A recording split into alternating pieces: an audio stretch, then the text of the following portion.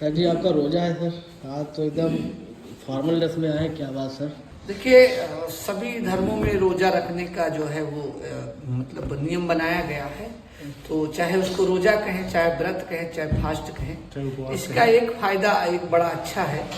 देखिए, होता क्या है कि इंसान जब भूखा रहता है तो भूखा रहने से सबसे बड़ी बात है कि अगर इसकी भावनात्मक या सामाजिक दृष्टिकोण से देखें तो भूखा रहने से जब आप भूखे रहते हैं तो उनकी आपको जो है दर्द को महसूस कराता है, जो एक्चुअल में भूखे गरीब होते हैं, कि वो लोग भूखे होते हैं तो दर्द कैसा होता है या भूखे रहने का एहसास क्या होता है।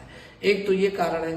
दूसरा कारण, वैज्ञानिक कारण ये है कि जब इंसान भूखा रहता है तो उनके बॉडी के अंदर जो मतलब खराब कोशिकाएं हैं, जो बीमारी उत्पन्न करने वाली जो सेल्स होती है, उसको खा लेते हैं या नष्ट कर दे जाते हैं। तो इससे कैंसर के चांसेस बहुत कम हो जाते हैं, जिसको हम लोग मेडिकल टर्म में बोलते हैं ऑटोफैगी कहा जाता है। तो ऑटोफैगी जिसके अंदर जितना ज़्यादा होगा, उस इंसान के अंदर कैंसर का जो उत्पन्न होने की क्षमता होगी, या कह सकते हो चांसेस बहुत कम हो जाएगी। सर हम लोग तो व्रत रहते हैं तो लोग खा लेते थे, फल वगैरह खा लेते हैं, आप तो कुछ नहीं खाते हैं। सुबह जब रोजा खुलता है तभी खाते हैं, जब स्टार्ट हो तब खाते हैं, इसके पहले। हाँ, तो ये अलग अलग कॉन्सेप्ट। तो देखिए, फलाहार का मतलब होता है कि उसका भी, जैसे कोई इंसान फल खाता है तो फल का काम मोस्टली ये होता है कि बॉडी को डिटॉक्सिफाई कर देना। और जैसे हम लोगों में जो रोजा रखते हैं उसमें कुछ नहीं खाने को इजाजत दिया जाता है। अल्टीमेटली टारगेट दोनों का एक ही है कि बॉडी का डिटॉक्सिफाई करना। हम लोग कुछ नहीं खाते हैं तो भी उसका काम ही होता है कि बॉडी की जो खराब सेल्स होते हैं वो निकल जाए, जो कैंसर वगैरह होते हैं नहीं उत्पन्न करने वाले होते हैं, वो सेल खत्म हो जाए।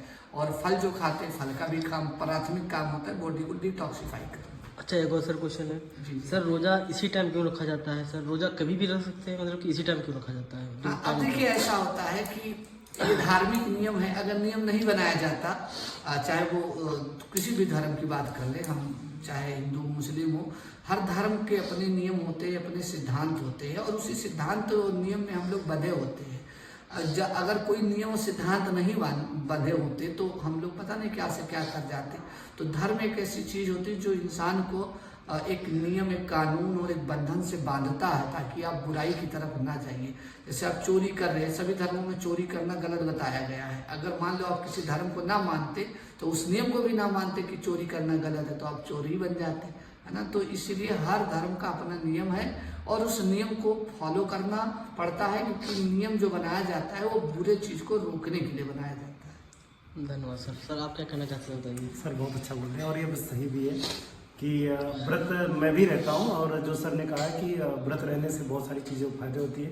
वैसे तो सर डॉक्टर भी हैं, तो इस मामले में मैं ये कहूँगा कि जो इन्होंने बताया वो सच है, और जो सर ने बताया वो बिल्कुल सही है। यहाँ तक कि मैं अपनी बात करूँ, मैं व्रत रहता हूँ तो मुझे जो सर ने बताया कि शारीरिक फायदे जो होते हैं, साथ ही साथ एक सुकून मिलता है वो कि आज मैं व्रत हूँ। और एक तरफ से कहा जाए कि उस दिन भोजन न करने के बाद जब मैं थोड़ा सा जो है कि फलाहार ग्रहण करता हूँ तो लगता है कि भाई ये हमारे सेहत के लिए लाभदायक भी है, और आगे आने वाली जो पीढ़ी है उसके लिए अगर मैं कहूँ तो अगर मतलब महीने में या हफ्ते में एक दिन व्रत रहना चाहिए, जिससे शरीर भी स्वस्थ रहेगा, जो हमारी शारीरिक क्रियाएं होती हैं वो भी सुचारू रूप से काम करेंगी।